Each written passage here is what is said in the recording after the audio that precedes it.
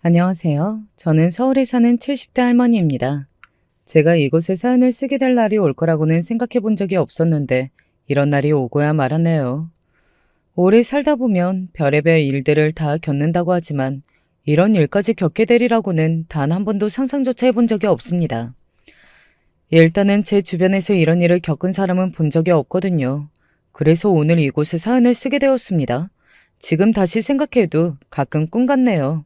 저에게 그런 일이 있었다는 게 말입니다. 저는 아들 하나, 딸 하나의 엄마이기도 합니다. 남편은 얼마 전에 지병으로 세상을 뜨고 지금은 혼자 살고 있지만 아들과 딸 두 아이가 효자 효녀라서 빈자리가 크게 느껴지지는 않는 것 같아요. 주기적으로 안부를 묻고 들여다봐주고 혹시나 제가 외롭고 힘들어할까봐 신경을 많이 쓰는 아주 착한 아이들이거든요.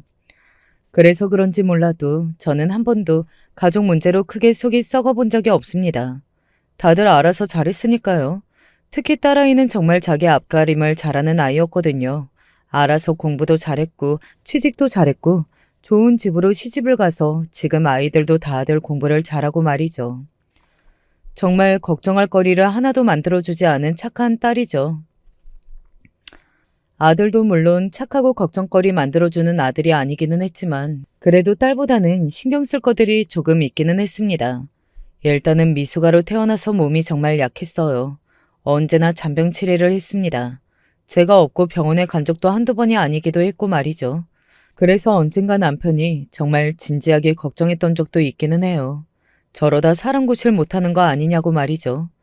저는 아들한테 그게 무슨 소리냐며 말도 꺼내지 말라며 그럴 때마다 남편과 언쟁을 높였던 게 기억이 나네요. 아들은 키도 작았고 덩치도 정말 작았습니다. 요즘도 그러는지는 모르겠지만 예전에는 학교에서 키 순서대로 번호를 정했었거든요. 아들은 언제나 1번이었어요. 보통 남자아이가 체구가 그렇게 작으면 학교에서 놀림도 받고 그러면 성격이 소심해지거나 삐뚤어질 법도 한데 태생이 착하고 남에게 싫은 소리를 못하는 아이라 웃으면서 친구들과 잘 지냈다고 들었습니다. 처음에는 아들을 조금 괴롭히던 동급생들도 아들의 그런 밝고 착한 모습에 나중에는 친하게 지냈다고 하고요. 왜 우는 얼굴에 침 못 뱉는다는 말이 있잖아요. 저희 아들에게 그 말이 딱 맞는 말이었습니다.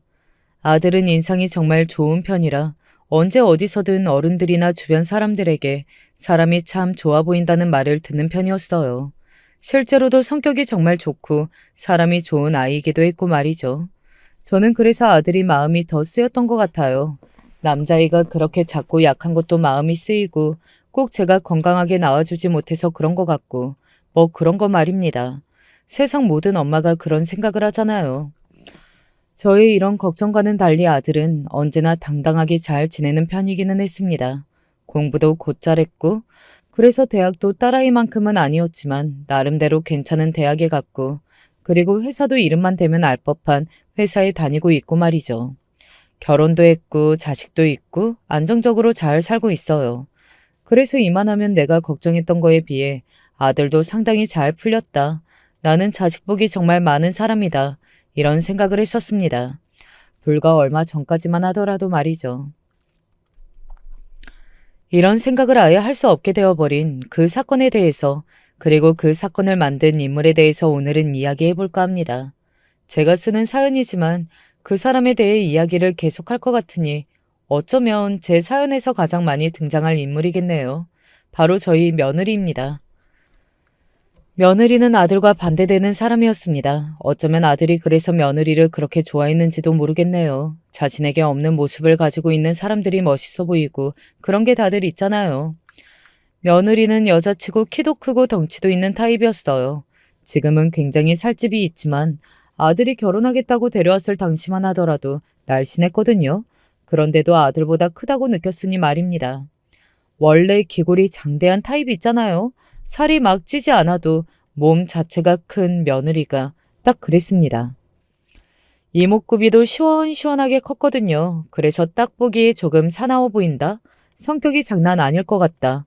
뭐 이런 인상을 풍기는 사람이기는 했습니다. 첫인상이 좋기가 힘든 타입이기는 했어요. 물론 저에게 첫인사를 왔을 때도 인상이 막 좋지는 않았습니다. 그런데 남편이 이런 말을 하더군요. 어디 가서 억울할 일 당하면 절대 안 참을 것 같기는 하네. 사실 저는 남편의 그 말에 며느리를 찬성한 거나 다름이 없어요. 아들이 워낙 남에게 싫은 소리를 못하는 성품이라 성인이 되고 나서도 어디 가서 손해만 보고 사는 게 아닐까 늘 걱정했었거든요. 다 큰 아들한테 그런 이야기를 하는 게 너무 유난 같아 보일까봐 말은 하지 못했지만 말입니다. 그런데 절대 손해를 안 볼 것 같고 억울한 일을 당하지 않을 것 같은 모습이라 아, 저런 며느리면 우리 아들에게도 좋겠다. 뭐 그런 생각을 그때는 했던 것 같아요. 그게 잘못된 생각이었다는 걸 지금은 너무나 잘 알고 있지만요. 그리고 당시의 며느리는 성격도 시원시원해 보였어요. 어머니, 이거는 제가 도와드릴게요. 아이고, 힘 좋은 제가 들어야죠. 넉살 좋게 자주 찾아와서는 힘든 일을 도와주기도 하고 성격도 굉장히 좋아 보이기도 했고 말이죠. 그래서 저는 처음 볼 때보다 점점 더 며느리가 마음에 들었습니다. 딸아이도 당시에는 저에게 그렇게 이야기를 했고요. 성격이 되게 시원시원하고 좋아 보이는데? 그렇지. 네 오빠 옆에는 저런 여자가 있는 게 낫겠지. 오빠가 남한테 싫은 소리 잘 못하고 좀 그런 편이니까 아무래도 옆에 저런 사람이 있는 게 좋기는 할 것 같아. 그리고 그거 아니고라도 며느리는 다른 조건들도 빠지는 아이는 아니었습니다. 그렇다고 좋다는 게 아니라 그냥 평범했거든요. 딱히 반대할 만한 요소가 없다는 이야기예요. 그렇게 며느리와 아들은 결혼했습니다. 며느리의 집안, 그러니까 저희 사돈댁 되는 집안 사람들도 다들 하나같이 키도 크고 덩치도 크더라고요. 우리 집 사람들은 대부분 체격이 조금 작은 편이기는 해서 결혼식에 온 지인과 친척들이 다들 한마디씩 했던 게 기억이 나네요. 아이고, 저 집 식구들은 하나같이 다 크네. 나중에 이세 걱정은 없겠어. 며느리가 조금만 살이 오르면 남편 두 배만 하시겠네 그려. 어르신들이 하는 말이라 그냥 웃어 넘겼던 것 같아요. 뭐 그리고 며느리는 당시만 하더라도 운동을 많이 좋아하고 먹는 걸 그렇게 즐기지 않고 그런 타입이었기 때문에 덩치가 엄청나게 커질 거라고 생각을 하지 못했습니다. 오히려 이런 생각을 한 적은 있어요. 원래 남편이 자꾸 마르면 부인들이 엄청나게 살찌는 거에 스트레스 받아 하더라고. 사람들이 맨날 남편 거 다 뺏어먹냐 그러고 그런다잖아. 딸의 그런 말을 듣고 며느리가 그런 말들로 인해 상처받게 될까봐 그게 더 걱정이었습니다. 그래서 언젠가 한번 며느리에게 이런 말을 했던 적도 있어요. 나는 우리 아들이 먹어도 먹어도 안 찌는 사람이라는 거 잘 알고 있다. 내가 그 아이를 키우면서 그것 때문에 엄청나게 많이 속상했었으니까. 그러니까 너는 그것 때문에 스트레스 많이 안 받아도 된다. 안 먹어서 안 찌는 게 아니라는 건 내가 누구보다 잘 알고 있으니 말이다. 그러니 부담 느끼지 마. 알겠지? 저의 그 말에 며느리는 웃었습니다. 그러고는 이렇게 말했어요. 그래도 한번 찌어보려고요. 약간 도전의식 생기는 사람이라. 호탕하게 웃으며 말하는 며느리를 보고 마음을 놓였던 것 같아요. 그런 문제로 스트레스를 받거나 하지는 않을 것 같은 모습이었거든요. 그래서 정말 안심했었습니다. 그리고 실제로 결혼하고 얼마 지나지 않아서는 아들이 살이 제법 올랐어요. 그래서 제가 그 비법을 궁금해했던 적도 있었습니다. 제가 아무리 노력해도 찌어지지 않던 살이 오르는 게 신기해서 말이죠. 그냥 맛있는 거 많이 먹으러 다니고 둘이서 운동 열심히 해요. 그 말을 듣고 안심도 했지만 내심 서운하기도 했어요. 내가 그렇게 찌우게 하려고 공을 들였을 때는 찌지 않던 살이 결혼하자마자 자기 마누라에 의해서 찌워진다는 게 엄마로서 조금은 섭섭한 마음이 들기는 하더라고요. 하지만 그보다 앞선 마음은 다행이라는 것이었습니다. 아들이 잘 살고 있다는 증거잖아요. 요즘 아들 얼굴 좋아 보이더라. 며느리 잘 얻은 것 같아. 식장에서는 긴가민가 있는데 요즘 볼 때마다 얼굴이 좋다고 느껴지는 거 보면 말이야. 다들 며느리를 잘 얻은 것 같다고 했고 말이죠. 그래서 며느리에게 고마운 마음이 더 컸던 것 같아요. 물론 좋은 것만 있었던 건 아니었습니다. 며느리는 말을 좀 툭툭 뱉는 사람이었거든요. 그래서 그 말로 주변 사람들을 당황시키거나 실수를 해서 한 소리를 듣게 되는 일도 많았고 말이죠. 예를 들면 이런 거였어요. 아니, 진짜 어머니, 저 사람 어떻게 키우셨어요? 조금만 방심하면 그냥 살이 후두둑 빠지는데? 지금까지 안 죽고 살아있는 게 용하다 용해. 옷을 잘 입혀놓으면 뭐해. 마르니까 태도 하나도 안 나고 거지 같은데. 그런 말을 아무렇지 않게 뱉었거든요. 그래서 제가 언젠가 한 번은 주의를 줬던 적도 있었습니다. 말 그렇게 하지 말라고 말이죠. 말 한마디로 청년빚을 갚는다는 말이 왜 있겠니? 그만큼 언행을 바르게 하는 게 중요하다는 거 아니겠어? 너는 아무렇지 않게 하는 말이라도 남한테는 그 말이 상처가 될 수도 있고, 그리고 누가 남편한테 그렇게 이야기를 해. 그런 거 다른 사람들이 들으면 너만 욕먹는다. 그러니까 주의를 좀 해. 라고 말입니다. 며느리는 그런 제 말을 그다지 탐탁치 않게 듣는 것 같기는 했지만 그래도 어른이 하는 말이고 게다가 본인이 잘하는 건 아니라는 걸 알고 있으니 그냥 아무 말하지 않고 수긍하는 듯 했어요. 저는 그때마다 며느리가 다 잘 알아들었다고 생각했었습니다. 결과적으로 보면 전혀 아니었지만 말이죠.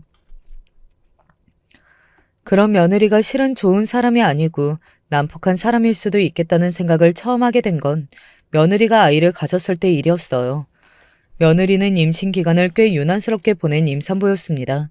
뭐 모든 임산부가 같은 몸 상태일 수 없고 누군가는 덜 힘들어도 누군가는 굉장히 힘들 수도 있는 문제니까 그거 가지고 며느리를 탓할 생각은 없어요. 하지만 며느리는 그걸 감안하더라도 굉장히 심한 편이기는 했습니다. 오늘은 또 왜 싸웠니? 저 사람이 제가 먹고 싶다는 걸 안 사다 주잖아요. 아니, 안 사다 주고 싶어서 그런 게 아니고, 그 집이 문을 닫을 시간인 걸 어떡해. 그래서 다음날 바로 사다 줬잖아. 나는 그날 먹고 싶었다고, 그날. 말도 안 되는 억지를 부려서 저나 아들이 그걸 현실적으로 힘드니 네가 이해하라고 타일러도 몸이 힘든 것도 서러워 죽겠는데 먹고 싶은 거 하나 제때 못 먹는다고 세상에서 가장 억울한 사람처럼 울곤 했습니다. 그리고 이런 일도 있었어요. 어느 날 딸아이가 찾아왔습니다. 엄마, 언니 요즘 무슨 일 있어? 네 올케? 왜? 아니, 좀 이상한 이야기를 들어서. 무슨 이야기? 오빠 집 앞 떡볶이집 있잖아. 거기 나도 맛있어서 단골이고 오빠랑 언니도 자주 가는 집. 엄마도 알지? 저희 가족이 다 아는 아들의 단골 가게였어요. 그래서 제가 고개를 끄덕였습니다. 내가 오늘 거기 오랜만에 포장하러 갔는데 사장님이 언니 이야기를 하는 거야. 자기네들은 양념이고 뭐고 바꾼 게 하나도 없는데 왜 이렇게 매워졌냐면서 자기 임산부인가 안 부이냐고 소리를 고래고래 지르면서 난리를 치고 갔대. 그래서 손님들도 다들 놀라고. 뭐? 언제? 한 3일 전에? 근데 사장님은 단골이기도 하고 지금 아이를 가져서 예민한가 보다 해서 그냥 죄송하다 하고 돌려보냈었는데 생각하면 할수록 자기도 너무 막말을 들어서 화가 난다고. 며느리가 그 사장님에게 뱃속의 아이를 주기로 그러느냐는 등 동네 장사하면서 이러면 망한다는 등 고작 떡볶이나 파는 주제에 손님을 이렇게 대한다는 등 하며 오만 말을 다 한 것 같더라고요. 네가 좀 사과를 하지. 그 말을 듣고 나니 제 얼굴이 다 화끈거리고 그 사장님한테 미안해져서 딸아이에게 그렇게 이야기했습니다. 딸아이가 고개를 끄덕이더군요. 안 그래도 내가 대신 사과하고 엄청나게 팔아주고 왔어. 근데 언니 진짜 왜 그래? 그 정도면 정말 정신적으로 무슨 문제가 있는 거 아니야? 사실 저도 그쯤에 며느리가 상당히 걱정되기는 했습니다. 다른 게 아니라 며느리가 살이 엄청나게 많이 쪘거든요. 뭐 임신을 하면 살이 찌는 거야 당연히 있을 수 있는 일이지만 며느리는 정말 많이 쪘어요. 게다가 키도 크고 워낙 기골이 장대한 타입이라 그런지 살까지 찌니 정말 거구가 따로 없었습니다. 그리고 본인이 그렇게 찌니 이제 본인 남편인 제 아들이 살이 찌지 않고 마른 게 신경이 많이 쓰이나 보더라고요. 나 당신이랑 같이 안 다닐 거야.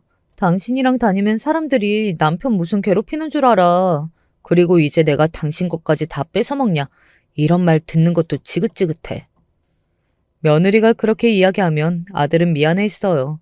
본인 탓이 아닌데도 말이죠. 그놈의 미안하다는 소리도 짜증난다. 이제 왜 살이 안 찌는 거야? 뭐가 문제인 거야? 당신도 더 노력하라고. 나 힘들다고. 아들이 노력하지 않은 건 아니었어요. 그것 때문에 며느리가 상당히 스트레스를 많이 받아 한다는 걸 알아서 보약도 지어다 먹으면서 열심히 먹고 운동을 했거든요. 그런데 사람 체질이라는 건 정말 바꾸기 힘든 거더라고요. 아들은 정말 살이 잘 찌지 않았습니다. 쪄봐야 살이 조금 올랐다 정도지 며느리가 원하는 만큼 덩치가 좋아 보이게는 절대 찌지 않았어요. 며느리가 아이를 낳고 다시 살을 빼면 예전처럼 돌아올 거라는 희망을 가졌었습니다. 그리고 초반에는 실제로 그렇게 되는 것 같았어요. 아이를 낳고 며느리는 운동을 해서 살도 빼고 그러면서 다시 예전의 모습을 찾아가는 듯 했습니다. 물론 아이를 낳기 전만큼 날씬해지지는 않았지만 그래도 꽤 많이 빠지기는 했었던 것 같아요. 그리고 첫째 손주가 조금 유난한 편이어서 키우면서 며느리도 아들도 고생이 참 많았거든요.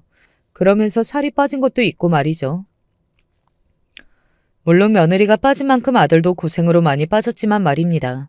사실 말라가는 아들을 보면서 정말 걱정도 많이 되고 약도 해먹이고 싶고 좋은 거 다 가져다 먹이고 싶은 마음이 굴뚝 같았지만 정말 안간힘을 다해 참았던 게 기억이 나네요.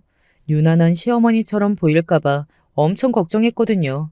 그리고 예민한 며느리의 마음을 괜히 건들고 싶지도 않았고 말입니다. 그래서 참은 게 하나 두 개가 아니에요. 아들이 걱정된다는 말 한마디도 저는 막 뱉지 못했습니다. 며느리 눈치가 보여서 말이죠. 어쩌다가 아들 밥 위에 고기라도 얹어주는 날에는 며느리가 저를 보며 이렇게 이야기했거든요. 어머님, 아들이 너무 안쓰럽고 고생하는 것 같죠? 그거 아닌데. 저렇게 마르니까 사람들이 다들 그런 줄 알아서 제가 너무 억울해요. 그런 말을 하면 아들은 아무 대답도 없이 허허 웃고만 있지. 제가 거기서 뭘 더 할 수 있었겠어요. 그냥 언제나 딸아이가 했던 말처럼 내 아들이 아니다 하고 생각하고 사는 수밖에요. 물론 그게 쉬운 일은 아니었지만요. 요즘 아들은 어떻게 지내? 그냥 신경 안 쓰고 지내서 어떻게 지내는지도 몰라. 아이고, 그러기 힘든 아들인데 엄청나게 노력하나 보네. 이제 내 아들 아니고 며느리 남편이다 생각하고 살려고. 그게 현명한 걸 수도 있어. 다 큰 어른들인데 알아서 잘 살겠지. 지지고 볶아도 지들끼리 지지고 볶게 내비둬. 그게 정답이라고 그때는 그렇게 생각했습니다. 그리고 기본적으로 아들에 대한 신뢰가 있었거든요. 우리 아들은 몸은 약해도 어디 가서 할 말은 못하고 그런 아이는 아니고 워낙 천성이 바르고 순하고 그런 아이니 결국에는 다 잘 될 거라고 말입니다. 그리고 실제로 그 이후로는 며느리가 둘째 아이를 가질 때까지 별 문제가 없었습니다. 가끔 만나는 아들네 부부는 그전과 같은 모습이었고 말이죠. 어머니, 저 둘째 가졌어요. 그런데 그 말은 조금 겁이 나기는 하더군요. 첫째 손주를 가졌을 때 저도 아들도 워낙 마음고생이 많았고 며느리가 어떻게 행동했는지를 다들 아니까 일단 겁부터 나더라고요. 하지만 둘째 때는 첫째 때보다 수월하게 넘어가기는 했습니다. 며느리도 히스테리를 그전만큼 많이 부리지 않았고 그리고 살도 덜 쪘어요. 그래서 정말 안심했던 기억이 있네요. 하지만 며느리는 둘째를 가지고 나서 찐 살은 빠지지 않았습니다. 본인이 빼지 않은 건지 아니면 빼려고 노력해도 빠지지 않은 건지는 모르겠지만 살이 빠지지 않고 서서히 조금씩 찌기만 했어요. 사실 살이 찌는 게 무슨 잘못이겠어요. 건강에 별 문제만 없다면 저는 그걸로 며느리에게 뭐라 말할 생각은 정말 단 하나도 없었습니다. 그건 잘못이 아니니까. 하지만 며느리는 본인이 살이 찌면 찔수록 남편인 제 아들을 타박하는 것 같았어요. 아들이 저에게 그런 말을 하는 사람이 아니라서 제가 자세하게 알 수는 없었지만 말입니다. 일단 두 사람은 어느 순간부터 함께 다니지 않은 것 같았어요. 아마 같이 다니면 워낙 비교하는 말들을 듣게 되니 며느리가 그렇게 하자고 한 걸로 생각합니다. 그리고 같이 올 때도 떨어져서 오고 그러더군요. 그래서 제가 한마디를 했던 것 같아요. 누가 보면 남인 줄 알겠다. 너희는 뭐 그렇게 늘 떨어져서 오니? 제가 그렇게 말을 하면 며느리는 짜증을 냈어요. 그건 제 잘못이 아니라 어머니 아들 잘못이죠. 저렇게 말라서 매번 제가 안 좋은 소리를 들으니까. 사실 그런 것도 한두 번이지. 계속 들으면 저도 엄청 스트레스 많이 받고 짜증이 나거든요. 며느리의 처지가 이해가 안 가는 건 아니었습니다. 당연히 그럴 수 있다고 스트레스 받을 만한 상황이기는 했어요. 그리고 며느리 말처럼 한두 번도 아니고 보는 사람마다 그런 소리를 하면 당연히 쌓일 수밖에 없는 거고 말이죠. 하지만 그렇다고 그게 아들이 잘못한 일은 또 아니잖아요. 네가 화나는 이유도 충분히 알겠고 그럴 만한 상황이라는 것도 알겠는데 그게 잘못은 또 아니잖니. 어쩌겠니? 살이 안 찌는 걸. 아니, 대체 왜 안 찌느냐고요? 속이 터져 죽겠다니까요? 내가 이야기했잖니. 내가 제 어릴 때부터 온갖 짓을 다 해봐도 안 찐다고. 며느리는 답답한 듯 가슴을 퍽퍽 치더니 이런 말을 했습니다. 순간 저는 제 귀를 의심했어요. 아니 진짜 뭐 저렇게 태어난 건지 모르겠네. 어디 가면 없어 보인다는 소리나 듣고 어머니는 대체 저 사람 가지셨을 때 뭘 하신 거예요? 굉장히 날카로운 말투로 그렇게 이야기하더군요. 마치 제가 죄를 저질렀다는 투였습니다. 순간 저는 굉장히 놀랐고 또 무슨 말을 어떻게 해야 할지 알 수 없어서 어버버거리고 있었는데 그 말을 들은 건 저뿐만이 아니었어요. 그 말을 함께 들은 사람이 나섰습니다. 언니, 무슨 말을 그렇게 해요? 바로 딸이었어요. 원래 딸아이도 자기 올케한테 싫은 소리 한 번 안 했던 아이였습니다. 그 분식집 사건도 며느리는 모르게 그냥 저희끼리 넘어갔고 말이죠. 괜히 간섭한다는 소리를 듣는 걸 정말 싫어하는 애였거든요. 딸아이의 그 말에 며느리가 굉장히 당황하기는 했던 것 같아요. 일절 그런 소리를 하지 않던 딸아이가 그런 말을 하니 말입니다. 아니, 아가씨, 저는 그 말이 아니고. 그 말이 아닌 게 아니잖아요. 아무리 가족이라고 해도 되는 말이 있고 아닌 게 있는 건데. 언니, 우리 엄마를 너무 편하게 보다 못해 무슨 자기 밑으로 보고 있는 것 같이 말을 하는 거. 나 더는 못 보겠어요. 제가 언제 또 밑으로 봤다고 그래요? 아니에요. 그게 아니고서야 어떻게 시어머니한테 아들 가졌을 때 어떻게 했길래 남편이 저러냐고 말을 해요? 그것도 농담도 아니고 그런 말투로? 딸아이가 세게 나가자 며느리는 아무 말도 하지 못했습니다. 며느리는 딸아이를 대단하다고 생각하고 있었거든요. 늘 저에게도 아가씨는 멋지다. 어쩌면 저렇게 똑똑하고 자기 할 일을 다 잘하고 그러는지 모르겠다 하면서 말이죠. 뭐 실제로 딸아이는 대단하기도 했습니다. 제가 봐도 제 딸이지만 어떻게 저러나 싶을 만큼 말이죠. 죄송해요. 아니, 저한테 사과하실 건 아니고, 그리고 사과 듣자고 따진 것도 아니고, 그냥 가족끼리 더 배려해야 하는 부분도 있는 거니까, 앞으로는 말할 때 조금 조심해달라는 말이었어요. 오랜만에 모였는데 이게 뭐예요? 싫은 소리나 하고. 그날은 그 정도로 마무리가 되었습니다. 그리고 한동안은 며느리는 제 앞에서는 언행을 조심했던 것 같기는 해요. 물론 아들과는 어떻게 지내고 있는 건지 저는 알 수 없었지만 말입니다. 그래서 걱정스러운 마음에 아들에게 한번 물어봤던 적이 있기는 합니다. 너한테 막 하거나 하지는 않니? 그럴 때가 없지는 않은데 저는 괜찮아요. 그럴 때면 아들은 사람 좋은 얼굴하고 웃음 넘겼어요. 사실 아들의 성격을 누구보다 잘 알고 있기도 했고 또 어지간해서는 안 좋은 소리 할 나이가 아니었기 때문에 그 말에 안심이 되지는 않았던 것 같습니다. 그리고 그때까지만 하더라도 그 지경은 아니었던 것 같기는 하거든요. 그 지경이 된 건 아이들이 크고 집을 떠나면서부터였던 것 같기는 합니다. 그 전에는 그래도 집에 애가 있고 그러니까 며느리도 자기 성질대로 하는 건 조금 참은 것 같기는 했어요. 물론 그럼에도 불구하고 손주들은 자기 엄마가 너무 싫어서 하루빨리 집을 떠나 살고 싶다고 생각하고 나간 거였지만요. 저도 사실 이것도 일이 다 터지고 나서 알게 된 거긴 합니다. 손주들이 학교 기숙사다 자취한다고 하면서 집을 다들 나갔어요. 같은 서울 하늘 아래에 있으면서도 말이죠. 그때 눈치를 챘어야 했는데 사실 저는 당시에는 남편을 잃고 얼마 안 되었던 때라 정신이 없기는 했습니다. 뭐 오랜 지병으로 오래 투병하다가 그렇게 간 거라지만 그래도 남편을 잃은 슬픔은 크더라고요. 그런데 그쯤에는 그렇게 정신이 없는 제 눈에도 한 가지가 들어오기는 했습니다. 바로 아들의 안색이었어요. 너 요즘 얼굴이 왜 이렇게 안 좋니? 이렇게 이야기하면 저희 아들을 아는 사람들은 뭐 아들의 얼굴이 좋아 보였던 적이 있냐고 하시겠지만 그래도 차이는 나거든요. 그리고 컨디션이 좋아 보이는 얼굴도 다르고 말입니다.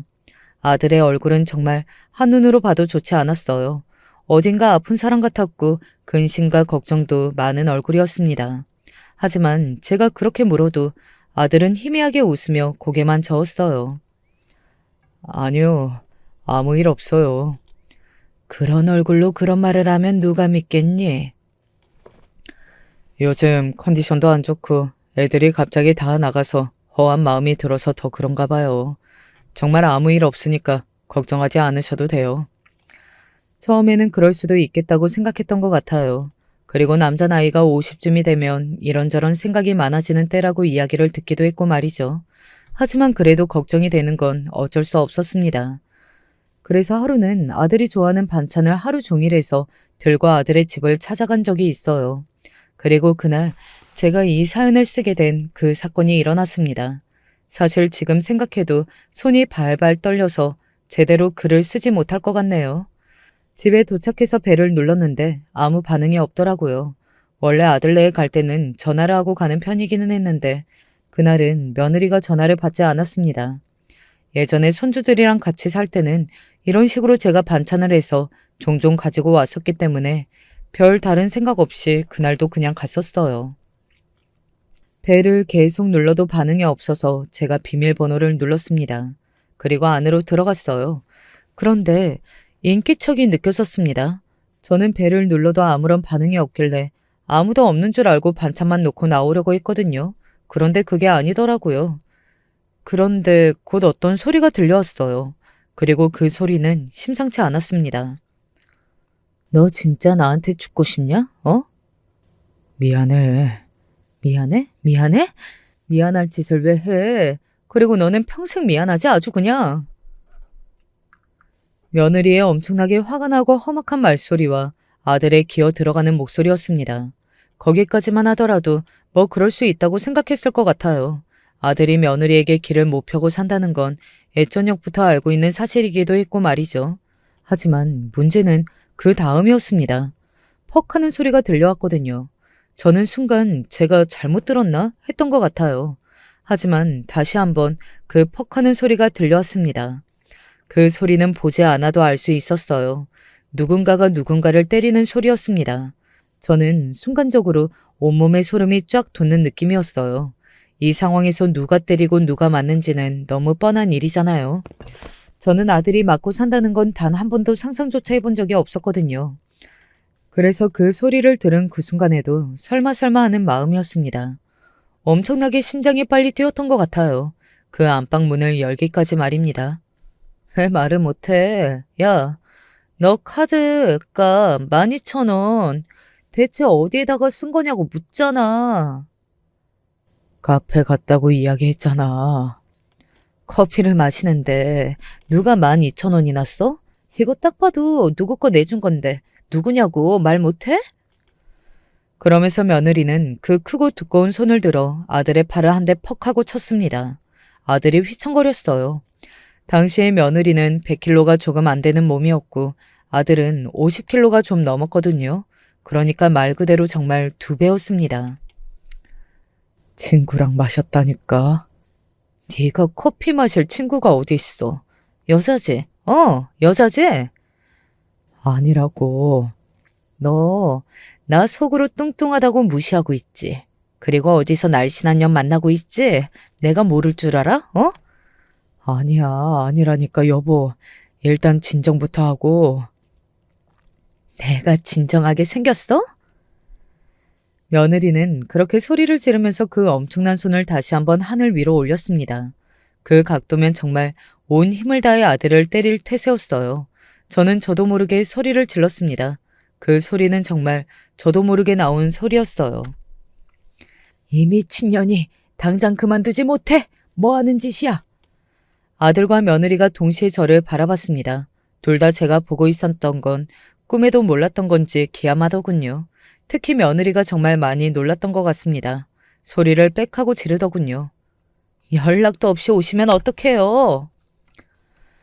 왜 그런 거 있잖아요. 잘못했다는 걸 들켜서 되려 화를 버럭 내는 며느리의 태도가 딱 그랬던 것 같습니다. 본인이 잘못한 걸 알고 있고 본인도 그걸 들켜서 큰일 났다 싶기는 하지만 오히려 그래서 본인이 적반하장으로 나오는 거 말입니다. 너 지금 나한테 소리 질렀냐? 어? 어머님이 허락도 없이 들어오셨잖아요. 왜? 그래서 너 나도 패게? 제가 며느리를 향해 얼굴을 들이밀었습니다. 며느리는 차마 저를 때리지는 못하더군요. 사실 저를 때리지 못하는 이유를 저는 그 누구보다 잘 알고 있었습니다. 저에게 재산이 조금 있었어요. 아니 조금 많기는 했습니다. 남편이 들어둔 보험도 많았고 남기고 간 땅이 제법 오르기도 했고 말이죠. 아니, 그 말이 아니라요. 그리고 며느리는 입속이 밝은 아이였어요.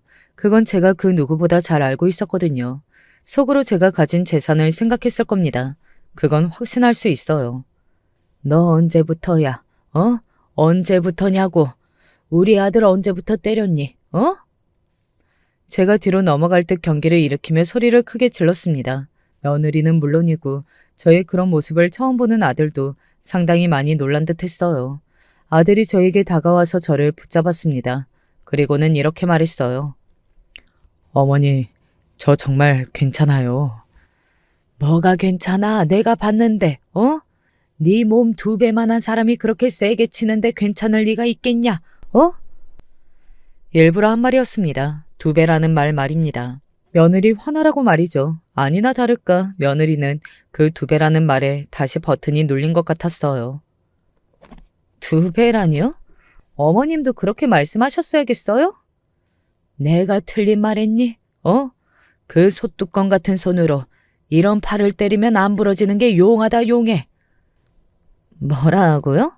어머님, 지금 말 다 하셨어요? 덜했다. 야 이년아, 너 우리 아들 언제부터 때렸냐고 내가 물었잖아.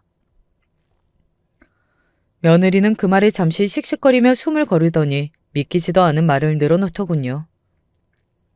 오늘이 처음이에요. 날더러 그 말을 믿으라는 거니? 처음 맞잖아. 그치? 며느리는 제 말에 곧장 아들을 향해 소리를 질렀습니다. 아들은 며느리를 가만히 보다가 작게 고개를 끄덕이더군요. 그 모습을 보는데 마음이 너무 아파져 왔습니다. 그간 얼마나 당하고 살았으면 아들이 이 정도로 기도 못 펴나 싶어서 말입니다. 거봐요. 맞잖아요. 저는 뻔뻔하게 그렇게 소리를 지르는 며느리를 보니 눈이 뒤집히는 기분이 들더군요. 이런 게 너무 화가 나서 이성을 잃는다는 건가 하는 생각이 들었습니다. 머리로 피가 확 쏠리는 그런 기분이 들었어요. 고령이라 그러면 위험하다는 걸 알고 있었지만 순간적으로 확 오르는 감정을 어떻게 할 수는 없겠더라고요. 너 나가. 당장 이 집에서 나가. 그 집은 제가 해준 집이었거든요. 하도 집이 좁다고 난리를 쳐서 해줬었습니다. 제가 해준 그 집에 며느리가 있는 게 정말 치가 떨리게 싫었어요. 너 당장 못 나가? 나가. 내가 너 끌어내줘? 나가라고? 못 나가요. 못 나간다고요.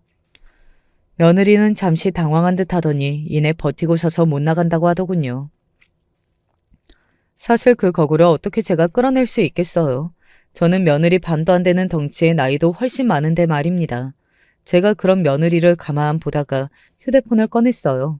며느리는 뭘 하려고 그러냐는 듯 저를 빤히 바라보더군요. 그리고 저는 그런 며느리를 보라는 듯 111을 눌렀습니다. 며느리가 엄청나게 당황하는 게 보이더군요. 지금 뭐 하시는 거예요? 뭐 하긴, 신고한다. 왜?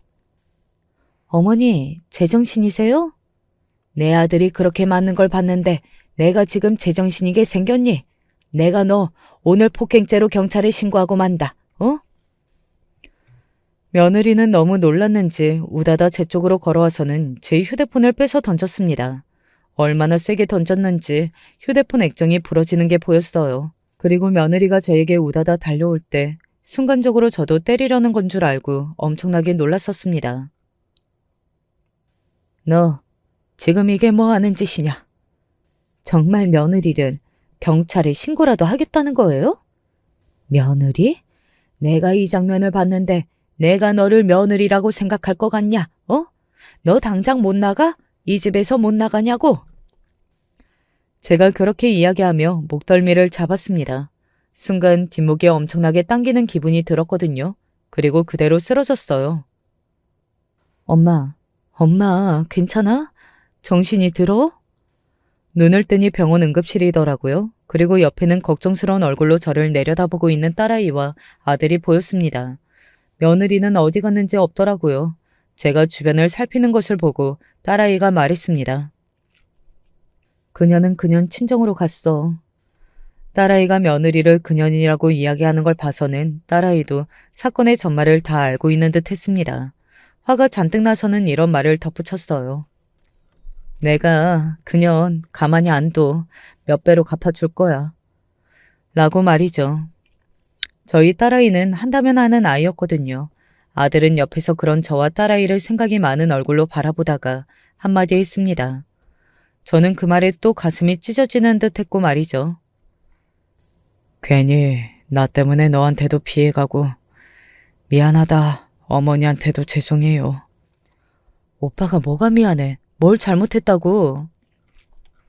딸아이가 버럭하고 소리를 지르더군요. 그러고는 딸아이가 울기 시작했습니다. 나중에 이야기를 들어보니 오빠가 너무 힘이 없어 보이고 세상 다 산 사람처럼 앉아있는 게 마음이 너무 아팠다고 하더라고요. 그리고 그날 이후로 며느리에 대한 저와 딸아이의 복수 아닌 복수가 시작되었습니다. 일단은 딸아이는 소송을 걸었어요. 그날 아들은 진단서를 끊었거든요. 그리고 그동안 며느리에게 맞아왔다는 이야기를 다 들을 수 있었습니다. 아이들이 있을 때는 그러지 않았는데 아이들이 집이 나가면서 시작되었다고요. 그래서 자기도 다시 괜찮아질 걸로 생각했답니다. 한두 번 있는 일이라고 말이죠. 하지만 나날이 폭력의 세계가 심해졌고 말입니다. 곧 손주들도 알게 되었습니다. 손주들도 자신의 엄마가 장난이 아닌 사람이라는 걸 알고 있었고 그 성격 때문에 질려서 빨리 집을 떠난 거긴 했지만 그럼에도 불구하고 이 지경일 거라고는 생각을 하지 못했던 것 같더라고요. 둘 다 엄청나게 충격을 받아서는 아들을 붙잡고 아빠 미안하다고 울던 모습이 아직도 생각만 하면 가슴을 푹푹 찌르는 것 같습니다. 자신에게 이혼 소송과 폭행에 대한 소송을 동시에 걸었다는 걸 알게 된 며느리가 저와 딸아이를 찾아왔었습니다. 저는 고소를 취할 생각이 없어요. 그것 때문에 찾아온 거라면 돌아가세요. 그래도 그 오래 세월 한가족으로 살았는데 그 한가족으로 산 사람을 그렇게 막 때리고 함부로 한 건 그쪽이잖아요. 딸아이는 더 이상 며느리를 언니라고 부르는 것도 하지 않았어요. 며느리도 그런 딸아이를 보며 많이 놀란 것 같았고 말이죠. 같이 자식 낳고 산 세월이 얼만데 그 세월은 싸그리 무시하고 이렇게 사람을 쓰레기 취급을 해도 되는 거예요? 나도 내 나름의 사정이 있는 건데? 그쪽이 무슨 사정이 있건 그동안 속을 얼마나 썩었건 이제는 그거 하나도 중요하지 않다는 걸 몰라요? 그건 당신이 잘 살았을 때나 할 수 있는 이야기지. 지금 이렇게 다 망쳐놓고 이제 와서 나도 힘들었어. 이게 무슨 소용이 있냐고 대체. 그리고 저도 거들었습니다. 애들 이야기는 하지 말거라. 애들은 이제 네 얼굴도 보고 싶지 않다고 하니. 그 말에 며느리의 눈이 커지더군요. 애들이 그래요? 설마 애들한테 다 말하셨어요?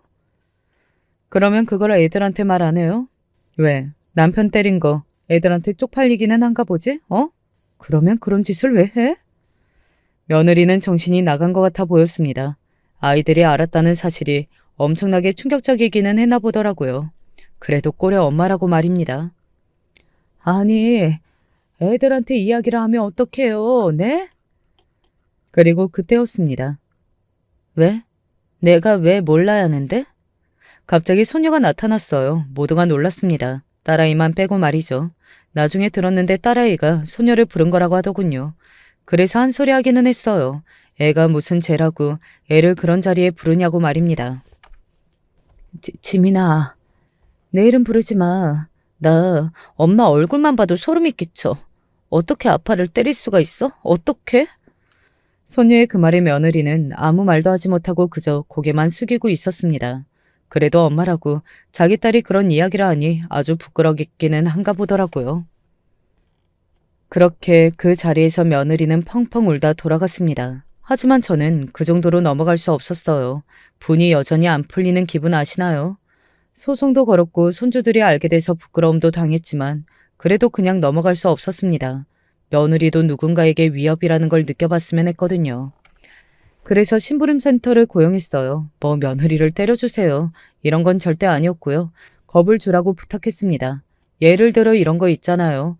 밤늦게 누군가가 나를 따라오는 것 같은 기분이 들어서 무섭다거나 갑자기 앞에 덩치 큰 남자가 나타나서 위협적인 말과 행동들을 한다거나 그런 거 말입니다. 자신보다 훨씬 더 덩치가 큰 사람이 그런 행동을 하면 얼마나 무섭고 위축이 되는지 며느리도 경험해봤으면 했거든요. 그리고 그 효과는 생각보다 컸어요. 며느리가 길가에서 쓰러졌다고 하더군요. 별로 뭘 하지도 않았어요. 그냥 쫓아가다가 앞에 나타나서 어이 아줌마라고 한마디 했을 뿐인데 자지러지던데요. 본인은 그렇게 본인보다 덩치 큰 사람을 자지러질 정도로 무서워하면서 어떻게 자신은 아무렇지 않게 우리 아들을 그렇게 때릴 수 있었던 건지 저는 지금 생각만 해도 이해도 용서도 되지 않은 것 같아요. 그러고 다음에 만날 때 며느리는 그전보다 살이 빠져 있었습니다. 그렇게 못 빼던 살이 말이죠. 마음고생을 심하게 하고 있는 것 같아 보이기는 했어요. 그래도 불쌍하다거나 하지는 않았습니다. 저는 이미 아들 몸에 든 멍들을 다 본 이후였으니까요. 저 정말 요즘 많이 힘든데 그냥 용서해 주시면 안 돼요? 내 아들이 설사 그러고 싶다고 해도 안 된다. 그럴 생각 본인도 없지만. 아들은 며느리의 얼굴을 보는 것조차 힘들어하고 있었거든요. 며느리는 몇 번이고 아들과 아이들을 만나서 사죄하고 싶다고 했지만 모두 거절했습니다. 그리고 며느리의 친정에서도 며느리가 저희 아들을 때려서 이사단이 났다는 것을 결국은 알게 된 것 같더라고요. 사돈댁 식구들도 고개를 못 들고 다닌다는 이야기를 들을 수 있었습니다. 동네에 남편 때린 여자로 소문이 파다하게 났다는 소식을 들었어요. 게다가 그 집 식구들이 원래 동네에서 덩치도 크고 목소리도 크고 그런 걸로 이미 유명했던 집이라 그런지 사람들이 그럴 줄 알았다는 둥, 저 집은 저 위협적인 덩치로 사람을 때리고 다니냐는 둥 하는 말들을 들을 수밖에 없었고 말이죠. 결국 사돈댁이 30년 넘게 살았던 그 동네를 떠나게 되었다는 이야기를 전해 들을 수 있었습니다. 그게 무슨 불효냔 말입니다. 부모님이 평생 살던 동네를 떠나게 만드는 자식이라니 말이죠. 그것도 쪽팔림과 수치심으로 말입니다. 당연히 며느리는 이혼 소송에서 졌습니다. 재산 분할을 하기는 해줬지만 아들이 그동안 며느리로부터 받아온 폭행들이 다 인정이 되어서 상당 부분 위자료와 피해보상금으로 돌려받을 수 있었어요. 그리고 제가 사줬던 그 집을 팔고 아들은 저희 집으로 돌아왔고 말이죠. 며느리는 자기 친정에서 쫓겨났다고 했습니다. 뭐 집을 사주고 다른 곳에서 살게 한다는데 그게 사실상 쫓아낸 거나 다름없는 걸로 생각해요. 밤마다 엄마 외롭다고 미안하다고 용서해달라고 자기 자식들에게 전화해야 되는 통에 손주들이 전화번호까지 바꿨다고 하더군요. 사람은 실수를 할 수 있고 그 실수를 만회할 기회를 받을 자격이 있다고 생각합니다. 하지만 자신의 힘을 이용해서 무력으로 남을 폭행하는 행위는 거기에 포함되지 않는다고 생각해요. 게다가 남도 아니고 평생을 함께 사랑하며 보듬고 아껴야 하는 가족에게라면 더더욱 말입니다. 며느리는 아마 평생을 후회하게 될 겁니다. 하지만 저는 그렇다고 한들 그 잘못을 씻을 수는 없다고 생각해요. 이미 쏟아버린 물은 다시 주워 담을 수 없고 깨져버린 그릇은 그전과 같은 상태가 절대 될 수는 없으니까 말입니다. 그래도 본인이 어떻게 하느냐에 따라 자기 자식들이랑 어떻게 지낼지는 달라질 수 있는 거긴 하겠지만요. 매 맞는 남편이라고 하면 어떻게 남자가 여자한테 맞고 사느냐고 사람들이 그런 말을 하고 손가락질하고 무시할까봐 선뜻 나서지 못하다는 이야기를 어디선가 들은 적이 있습니다. 남자든 여자든 누군가를 때린 사람이 잘못한 거지 맞은 사람은 고개를 숙일 필요가 없다는 걸 이번 사연을 쓰면서 가장 이야기하고 싶었어요. 고개 숙이고 수치심을 느껴야 하는 건 언제나 때린 가해자라는 걸 말이죠. 아들은 요즘 병원에 다니고 있습니다. 몸이 아파서가 아니고 정신적으로 안정이 조금 필요한 것 같아서 상담받으러 다니고 있어요. 생각보다 오랜 기간 며느리에게 육체적 폭력만이 아닌 정신적 폭력도 당해왔던지라 많은 상처가 있는 것 같더라고요. 몰라준 것 같아서 아들을 볼 때마다 요즘은 눈물이 먼저 나옵니다. 또 제가 울면 속상해하니까 꾹 참지만요. 시간이 약이라는 진리가 있죠. 저는 그 말을 요즘 자주 되뇌이는 것 같아요. 언젠가 시간이 이 모든 상처를 치유해주고 다시 아무 근심 걱정 없이 아들과 웃을 수 있는 날이 오기를 바라면서 말입니다. 그리고 꼭 그런 날이 올 수 있도록 저도 옆에서 최선을 다해 도울 거라고 말이죠. 제 사연을 어떻게 들으셨는지 모르겠네요. 저는 이런 일을 들어본 적도 없어서 더 심적으로 힘들었던 것 같거든요. 처음에는 어쩔 줄도 몰랐고 말이죠. 그래서 혹시나 저희 집과 비슷한 상황이신 분들이 있으시다면 조금이나마 용기를 드릴 수 있지 않을까 하는 마음도 드네요. 그랬으면 좋겠고요. 저는 이제 그만 사연을 줄이겠습니다. 마지막까지 제 이야기 들어주셔서 감사합니다. 부디 우리 가족이 빨리 평화를 찾을 수 있기를 바라주세요. 여러분들의 가정에는 언제나 행복하고 평화만 있기를 저도 바랄게요. 늘 건강하세요. 안녕하세요. 시골에서 유튜브로 사연 듣는 농사꾼입니다. 최근 제게 너무 충격적인 일이 일어났는데 꼭 여러분들에게 알리고 싶어 사연을 보냅니다. 끝까지 들어주시고 마음으로 응원 부탁드려요. 먼저 제 또래 놈들은 다들 일찍이 서울에 가겠다고 난리를 쳤는데 저는 고즈넉한 시골이 참 좋았습니다. 무엇보다도 사랑하는 부모님이 있었고 동생들이 있었으니까요. 사남매의 장남이었던 저는 초등학생 시절부터 동생들 똥기저귀를 갈아주고 부모님을 도와서 농사 일손을 돕고는 했습니다. 하지만 한 번도 그게 짜증났다거나 한 적은 없었습니다. 물론 일은 힘들었지만 일을 하고 나서 비슷한 나이대의 친구들과 흙먼지 일으키며 달릴 때의 자유로움도 좋았고 여름이 되면 동네 슈퍼 할아버지한테 큰 수박 한 통을 얻어서는 친구들과 함께 냇가로 가서 시원하게 물에 띄우면서 식히다가 쪼개 먹는 재미도 너무 좋았습니다. 나는 앞으로도 계속 시골에서 살 거야. 하여간 참 특이하다 특이해. 그런 저를 친구들은 이해하지 못했습니다. 물론 저와 같이 어울려서 그렇게 놀고 하는 것은 좋아했지만 아무도 공감하지 못했죠. 뭐 시골에 할 게 없는 것은 맞습니다. 아시겠지만 도시와는 다르게 놀 곳도 별로 없고 심지어 어른이 돼서는 먹고 살 만한 일자리도 없었죠. 그렇기에 저희 동네도 점점 해가 지날수록 주민들이 빠져나가는 추세였습니다. 하지만 저는 그럴수록 제가 살아온 시골에 대한 애착이 더욱 커졌어요. 저는 나중에 어른이 돼서도 엄마랑 아빠랑 같이 과수원하면서 오래오래 살 거예요. 그게 무슨 소리니? 커서는 서울로 가야지. 이 좁은 시골에서는 장가도 못 가고 살아 이놈아. 어린 나이였지만 마치 다짐이라도 하듯 부모님에게 저런 말들을 했습니다. 그리고 그 말을 지켰습니다. 성인이 되고 나서 한 동네에서 나고 자란 다른 친구들은 다들 못해도 근처 도시급 지방으로 나가거나 혹은 서울로 나가거나 하며 각자의 일자리를 찾았지만 저는 그런 곳에는 놀러 가지도 않고 오로지 고향에서만 못 박힌 듯 살았습니다. 심지어는 동생들도 나이가 참에 따라서 점점 집을 떠나고 연락 한번 닿기 힘든 지경까지 되었으나 오로지 저만이 그곳에서 부모님과 함께였습니다. 부모님은 그런 저를 대견해하기도 했지만 한편으로는 걱정하기도 했습니다. 이렇게 우리 옆에서 일 돕고 그러는 건 좋은데 너는 정말 과수원 일이 하고 싶은 거니? 동생들 따라서 서울에 가는 것도 괜찮을 것 같은데 꼭 엄마 때문에 이러는 것 같아 마음이 안 좋구나. 저는 지금 일에 충분히 만족해요. 별로 서울에 가서 살고 싶진 않아요. 지금처럼 어머니 돕고 아버지랑 일하는 게 좋아요. 제가 강경하게 이야기하니 부모님도 별 말씀은 안 하셨지만 아마 부모님은 그러면서도 내심 제가 더 늦기 전에는 서울에 갈 줄 알았던 것 같습니다. 하지만 한 해 한 해 서울은커녕 그저 우직하게 과수원 일만 하는 저를 보고 부모님은 가끔 지금도 서울에 갈 생각은 없니? 우리 동네는 너 또래 젊은 처자도 없는데 라며 걱정하기는 했지만 사실 저는 결혼 생각 자체가 없었습니다. 부모님 말대로 제 또래의 여자가 없는 것도 없는 거였지만 설사 있다고 해도 그 여자들은 눈이 없겠습니까?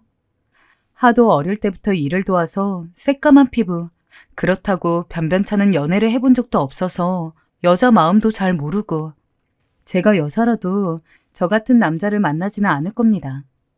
다행히도 저는 그런 스스로에 대해서 잘 알고 있었기에 괜한 짓이라도 해가면서 여자를 만난다거나 하지는 않았습니다. 옆 동네에 네 친구가 이번에 베트남에서 아내를 얻었다더라. 아, 그 베트남 여자요? 만나봤는데 나이가 너무 어리던데요. 전 싫어요. 솔직히 꼴불견 아니에요? 나이가 막 40, 50, 60대는 남자들이 돈으로 사서 하나같이 20대랑 결혼한다는 게 솔직히 딸뻘, 손주뻘 되는 여자랑 결혼하려고 그렇게까지 하는 게 이해가 되질 않아요. 그런데 부모님은 제가 30대를 넘어 40이 다 되어가자 점점 주변에 결혼한 사람들에 대한 이야기를 하기 시작했습니다. 시골이다 보니까 베트남 같은 동남아에서 외국 여자와 결혼하는 남자들이 꽤 있었거든요. 정말 사랑해서 하는 결혼이면 누가 뭐라고 하겠습니까? 허나 저는 싫었습니다. 너도 외국에서 신부감을 얻어보는 건 어떠니? 엄만 네가 이러고 있는 게 싫은데 장가도 들고 아이도 낳아야 사람 구실하며 사는 거지. 언제는 부모님이 제게 사람 구실이라는 말까지 하셨습니다.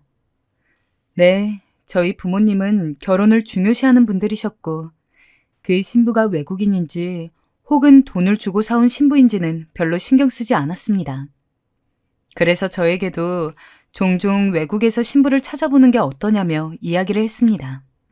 게다가 다른 동생들은 빠르면 20대 중반, 늦어도 30대 초반에는 다 결혼을 했기에 부모님 입장에서는 장남인 제가 부록을 앞두는 순간까지 결혼은커녕 만나는 여자 하나 없는 게 신경이 쓰였겠죠.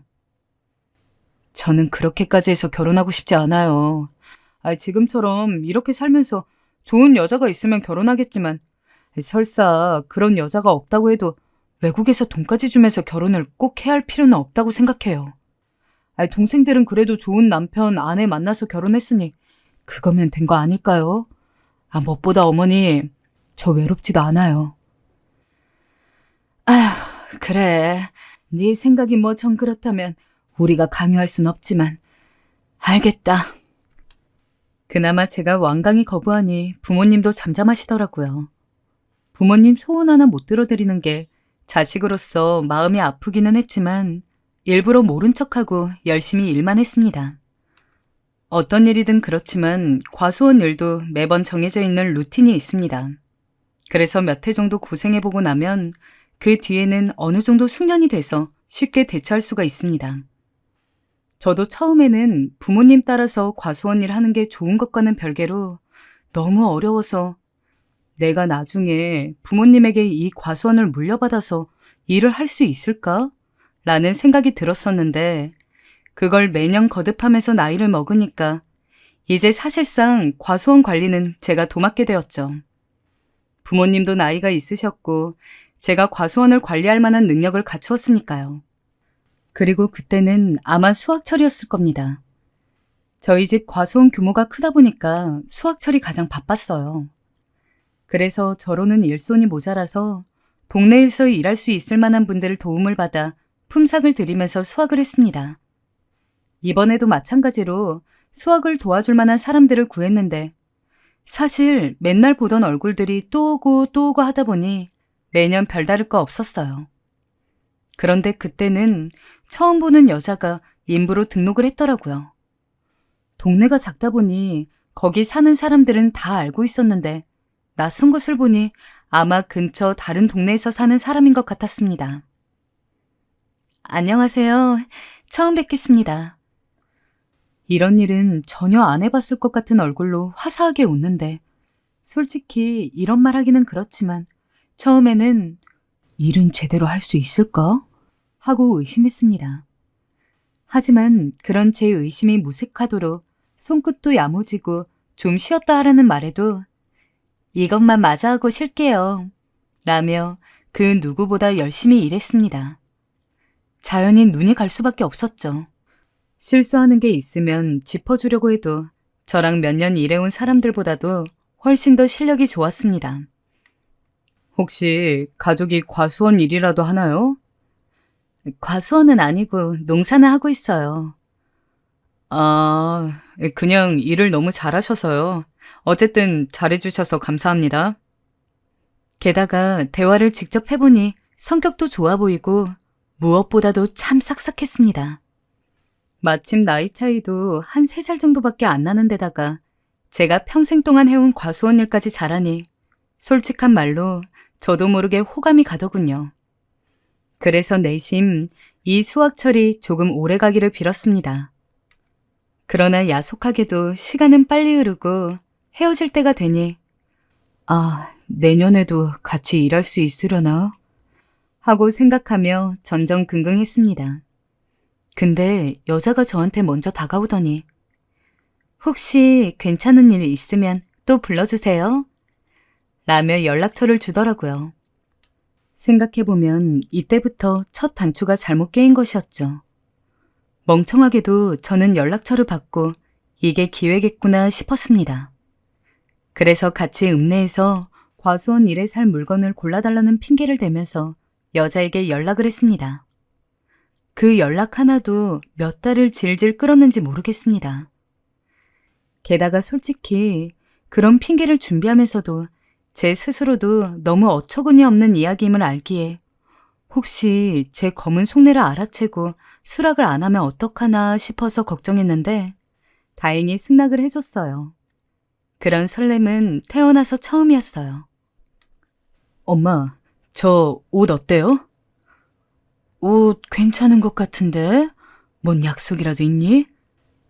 그건 아니고, 엄마, 저 읍내 나갔다 올게요.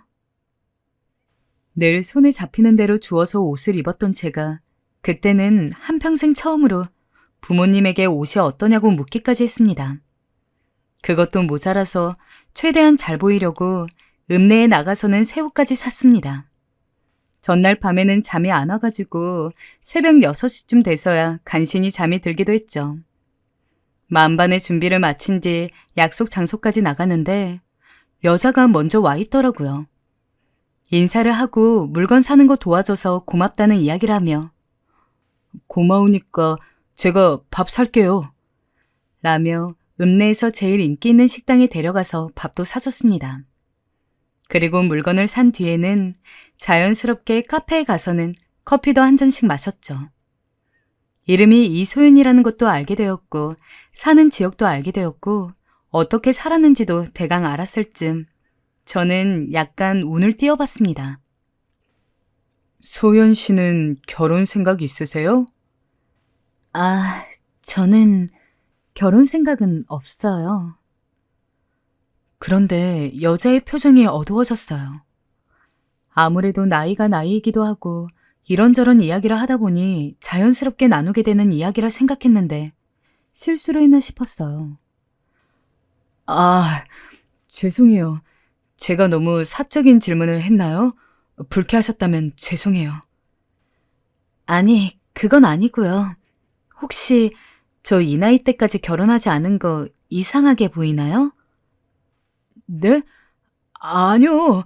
결혼은 저도 안 했는걸요. 가치관이 그러면 충분히 안 할 수 있는 거죠. 선택의 문제잖아요. 네, 실은 아니네요.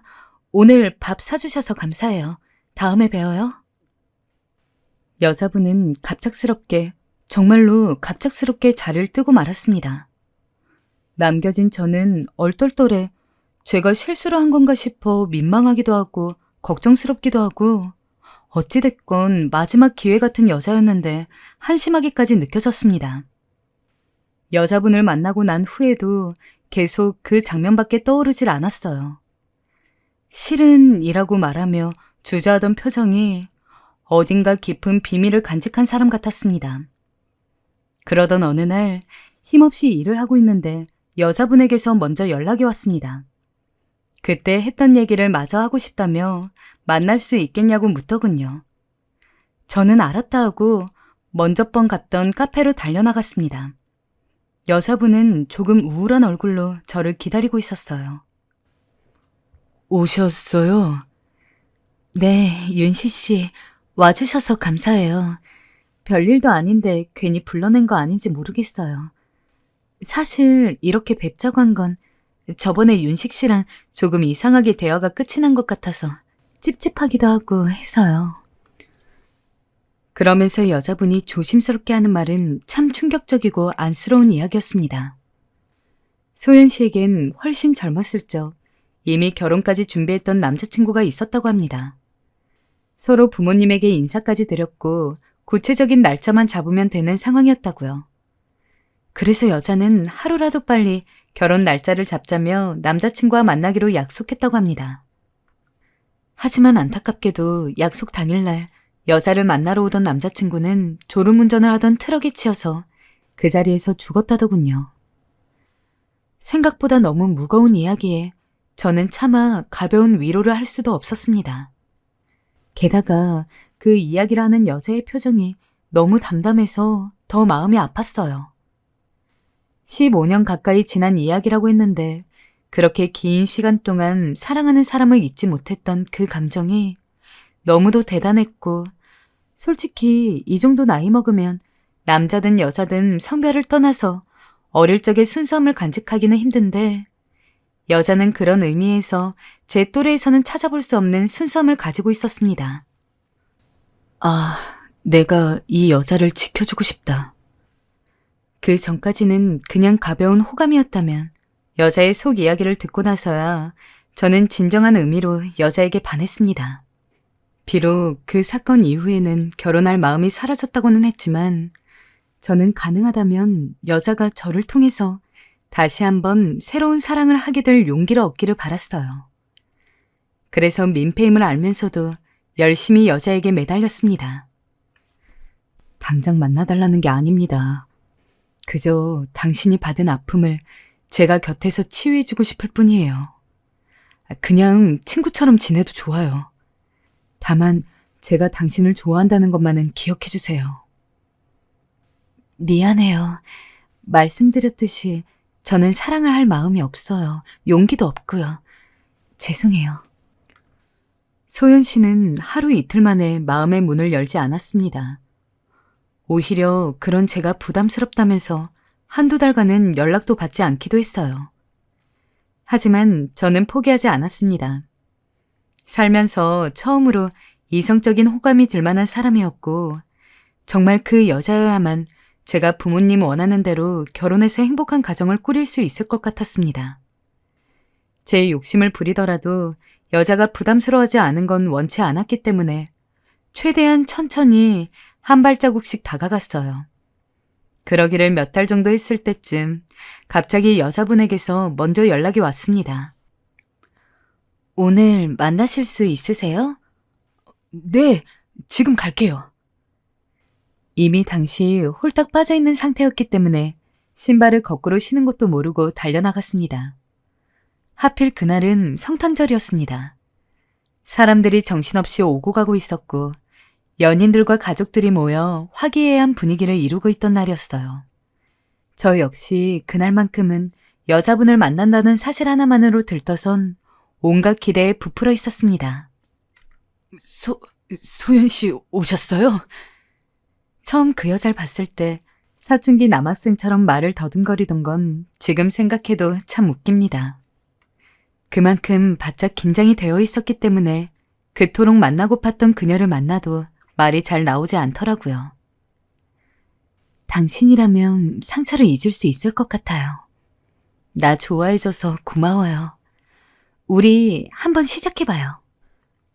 그 말을 들은 게 정확히 반년 만이었습니다.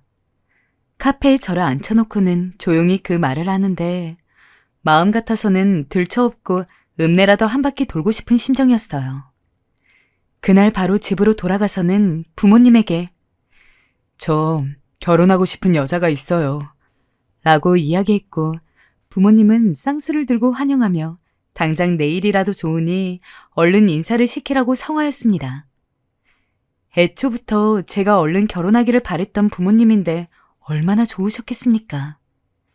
흔히 말하는 내 아들이랑 격이 잘 맞는 여자인가 아닌가를 알아보는 신경전 같은 건 온데간데 없고, 부모님은 그날 상다리가 휘어지도록 밥상을 차리고 누구보다도 제 아내 될 사람을 극진하게 모셨습니다. 어차피 부모님은 아내를 좋아할 걸 알았기 때문에 별 걱정은 없었지만, 과연 제 장모님과 장인어른 되실 분들이 저를 좋아할지가 신경 쓰이기는 했어요. 하지만 아내 부모님도 참 좋은 분들이었죠. 우리 딸이 오래도록 결혼을 안 해서 걱정이었는데 이제라도 좋은 남자를 만난 것 같아서 다행이구나. 행복하게 살아야 한다. 둘 다 시골 사람이니 서울 사람들처럼 웨딩홀 같은 걸 크게 빌려서 예식을 하진 않았습니다. 그리고 저나 아내 둘 다 허례호식에 치중하는 사람들은 아니었기에 그냥 가까운 사람들만 초대해서는 밥을 먹고 혼인신고를 하여 결혼을 했어요. 결혼 후에는 같이 과수원에서 일했어요. 제가 전체적인 관리를 하고 아내는 중간중간 짬이 날 때마다 제 일을 보조로 돕고는 했죠. 그 어느 때보다도 행복했던 순간은 열심히 땀 흘리며 시계 한 번 못 보고 일을 하고 있을 때 아내가 낭낭한 목소리로 새참 왔어요 라고 하는 것이었습니다.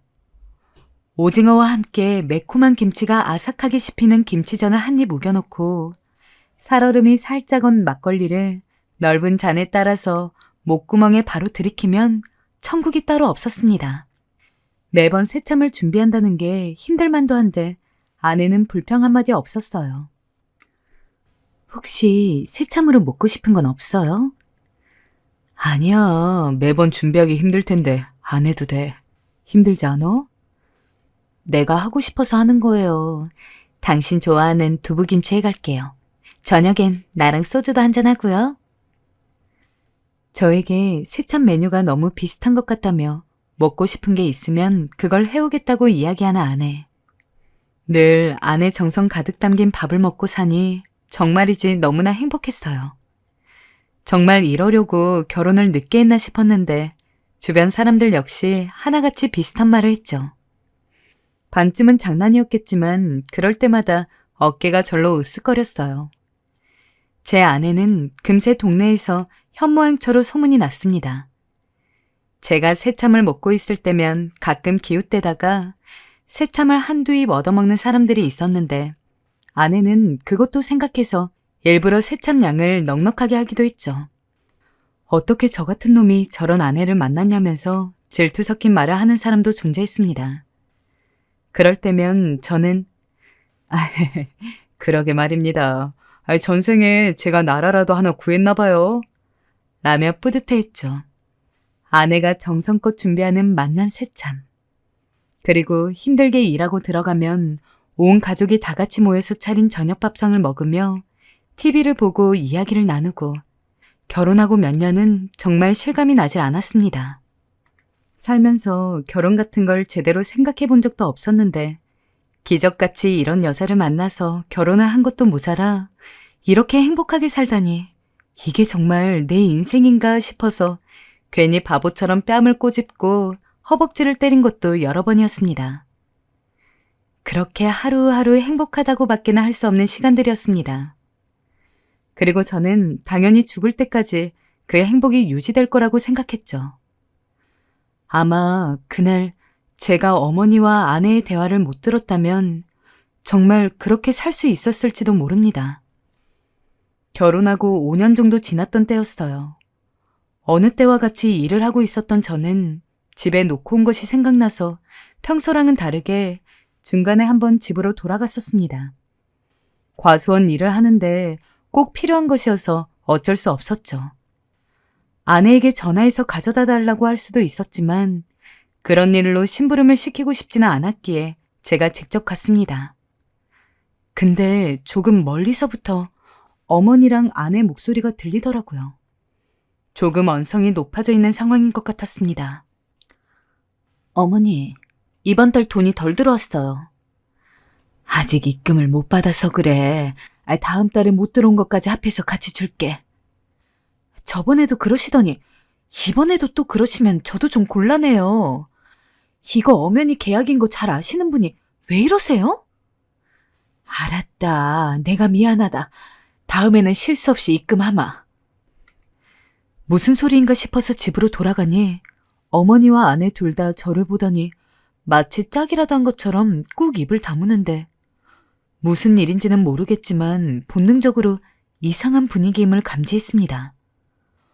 어색한 침묵이 오가는 중에 아내가 웃는 얼굴로 여보, 갑자기 집에는 무슨 일이에요?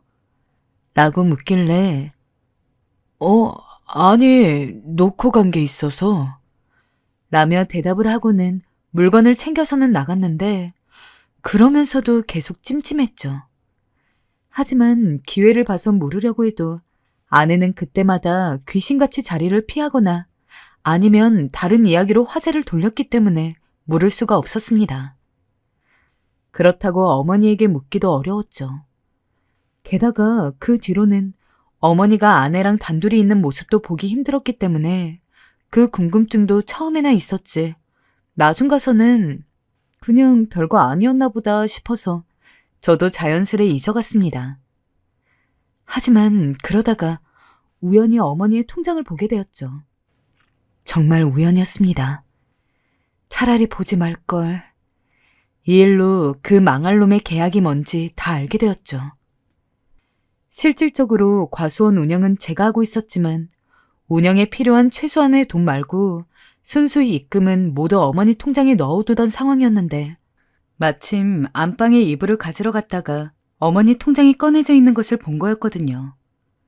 평소 어머니한테 돈을 어떻게 모아두고 어떻게 쓰는지 한 번도 묻지 않았기 때문에 알아서 잘 하실 거라고 생각하고 궁금해하지 않았었지만 막상 눈앞에 보이니 별 생각 없이 한번 봐볼까 싶은 마음이 들더라고요. 그래서 어머니의 통장을 열어보면서 대충 훑어보는데 너무 이상한 이체 내역이 있었습니다. 어머니가 매달 들어오는 돈에서 500만 원씩을 제 아내의 개인 통장으로 보내고 있었더군요. 저희가 만약 따로 어머니에게 생활비를 받았었다면 이해했을 겁니다. 하지만 부모님에게 생활비를 받지 않고 제가 과수원 일을 하면서 버는 돈을 매달 떼서는 제가 직접 아내에게 생활비로 쓰라고 입금을 하고 있었기에 아내가 굳이 500만 원이라는 큰 돈을 어머니에게서 받을 이유가 전혀 없었습니다. 대체 왜 싶은 마음에 빤히 통장을 보는데 문득 그때 들었던 어머니와 아내의 대화가 생각이 나더군요. 여전히 그 대화 내용이 무엇인지는 모르겠지만 직감적으로 이 500만 원과 관련이 있는 이야기일 거라는 생각이 스쳤습니다. 엄마, 이게 대체 뭐예요? 엄마가 왜 제 아내한테 매달 500만 원씩 입금하고 있어요? 그래서 일부러 어머니와 아내가 같이 있을 때 그 이야기를 꺼냈습니다. 둘 다 화들짝 놀라면서 황급히 자리를 피하더군요. 이대로 가다가는 저번처럼 얼버무릴 것 같아서 일부러 어머니 팔을 강하게 붙잡고 화를 냈습니다. 제가 아무리 눈치가 없어도 지금 이 상황이 잘못된 거 아니까 더 늦기 전에 빨리 이야기하세요. 저답지 않게 언성을 높이자 어머니는 하는 수 없이 저에게 이야기를 꺼냈습니다. 그리고 그 내용은 가히 충격적이었죠. 지금 이 글을 쓰면서도 손이 덜덜 떨릴 만큼요. 실은 말이다. 네가 결혼을 안 하겠다고 했잖니. 나는 그게 너무 걱정이 돼서 네 고모에게 부탁을 하고 말았다. 어머니가 우리 장남이 결혼을 안 하고 평생 여기서 과수원 일만 할까봐 겁나. 내가 얼마 전에는 베트남 여자라도 알아보라는 식으로 이야기했는데 그렇게 결혼할 거면 절대 결혼 안 한다고 해서 어떻게 하지도 못하고 걱정이 돼서 미치겠어. 다른 자식놈들은 다 결혼했는데 라며 고모에게 하소연을 했는데 그 이야기를 들은 고모가 외국 여자만 돈 주고 사오는 거 아니야. 한국 여자도 돈 주면 사올 수 있어. 라며 월 500만 원씩 돈을 받고 저랑 결혼할 여자를 그렇게 우연스러운 만남인 것처럼 했다는 거였어요. 아내가 돈으로 산 여자라고요? 우연찮은 기회로 만나게 된 인연인 줄 알았던 제 아내는 사실 고모가 제 결혼을 위해서 은밀히 섭외한 여자였고 여기에 우연은 없었어요. 모든 게 연기였고 가식이었습니다. 잠시만요. 이해가 안 가요. 그럼 결혼이 모두... 저는 말을 잇지 못하고 얼버무렸어요. 눈에선 비참하게도 눈물이 줄줄 흘러나오더군요. 아내는 그때까지 고개를 푹 숙이며 아무 말도 하지 않았습니다. 이 사실을 전 도무지 쉽사리 받아들일 수가 없었어요. 저만 바보였던 거예요. 그때 갑자기 멀뚱히 앉아있는 이 두 사람에게 대한 분노가 치솟으면서 어떻게 그럴 수 있냐고 버럭 소리를 내질렀습니다. 당신이 어떻게 나한테 이럴 수가 있어? 내가 당신을 얼마나 사랑했는지 알잖아. 거짓말하면서 날 속이면서 양심의 가책도 들지 않았어? 잠을 적 결혼할 남자가 죽어 한평생 결혼하지 않기로 마음먹었다던 순수함도 다정하고 상냥하던 마음씨도 결국 짜고 치는 거짓말이었던 게 너무 소름이 돋아. 어머니도 마찬가지예요. 아무리 자식 생각한다 하지만 이거 들킬 거란 생각은 안 해보셨어요? 어떻게 제 등 뒤에서 그런 짓을 하실 수 있으세요? 미안하다 윤씨가. 나는 네가 너무 걱정이 돼서. 똑같은 말씀 이제 그만하세요. 여보, 진정해요. 나 오늘 당신한테 쫓겨나는 한이 있어도 이 말은 하고 싶어요. 내가 당신을 사랑하지 않은 게 아니에요. 여보, 냉정하게 보일진 몰라도 집안 사정이 너무 안 좋다 보니 이런 제안을 거절할 수가 없었어요. 애초에 어머니 말대로 처음 계약은 돈 받기로 한 게 맞아요. 하지만 여보, 당신과 살면서 나는 당신을 진심으로 사랑하게 됐어요. 당신이 옆에 있으니 마음이 허하지도 않고 세상 사는 게 너무 푸근했어요. 당신에게 말하고 싶었어요. 나도. 근데 내가 우리 엄마 병원비 때문에 거짓 결혼을 했다는 걸 어떻게 말할 수 있겠어요. 당신 상처받을 게 뻔한데 그래서 말 못했어요. 나도 힘들었어요. 당신 속이는 것 같고 당신 나중에 혹여라도 알게 될까봐 무서웠다고요. 거짓말하지 마. 당신은 아직도 정신을 못 차렸어. 나한테 정말 미안했다면 솔직하게 말하고 돈을 받지 말았어야지. 아니, 돈은 받아도 말은 했어야지. 내가 당신 엄마 병원비도 못 내줄 것 같았어? 여보, 제발 나 버리지 말아요. 내가 다 잘못했어요. 미안해요. 용기가 안 났어요. 차마 당신에게 말하면 버림받을까 봐 무서웠어요. 그래 윤씨가, 나도 얘가 널 언젠가부터 정말 남편처럼 생각하고 열심히 너 챙기는 거 보니 마음이 있는 걸 알았단다. 근데 죄는 미워해도 사람은 미워하지 말라고. 다 모든 게 엄마 탓이야. 나는 미워해도 불쌍한 얘는 냅둬라. 차라리 쫓아내려거든 날 쫓아내. 응? 네 말대로 엄마 생각이 짧았어. 다 부덕한 애미 탓이다. 여보. 제가 이 일을 알게 된 이후 집안은 그야말로 시끄러워졌습니다. 아내는 바닥을 치며 오열을 했고 어머니는 모든 게 자기 탓이라 잘못을 비셨습니다. 그 와중에도 저는 아내의 눈물을 보며 왠지 모르게 절 사랑하고 있다는 저 말을 슬쩍 믿고 싶었던 것 같습니다. 안 된다는 걸 알면서도 그러면서도 그놈의 정이 뭔지, 절 사랑하지 않았다면 그렇게까지 새참 만들고 정성스레 음식하고 제 어깨를 주물러 줬을까 싶더라고요. 저는 당장 집에서 나가라 했지만 아내는 몇 날 며칠 꿈쩍도 않고 빌기만 했습니다. 한 번만 용서해달라는 그 말, 당신을 사랑한다는 그 말, 이 두 가지가 절 너무도 혼란스럽게 만들었습니다. 그리고 이 모든 상황을 만들어낸 고모에게 화가 났습니다. 그 길로 당장 고모에게 전화를 걸어서 화를 냈습니다. 고모는 어떻게든 절 달래려 했으나 수년간 속아온 거나 다름없는 저는 쉽게 화를 삭힐 수가 없었습니다. 결혼은 제 선택이잖아요. 애초에 돈을 주고 누구를 사서 결혼하는 게 싫어서 국제결혼도 안 한다고 한 건데 이게 돈 주고 사람 산 거랑 뭐가 달라요? 아니, 어찌됐든 이렇게 해서 결혼했으면 다행이지.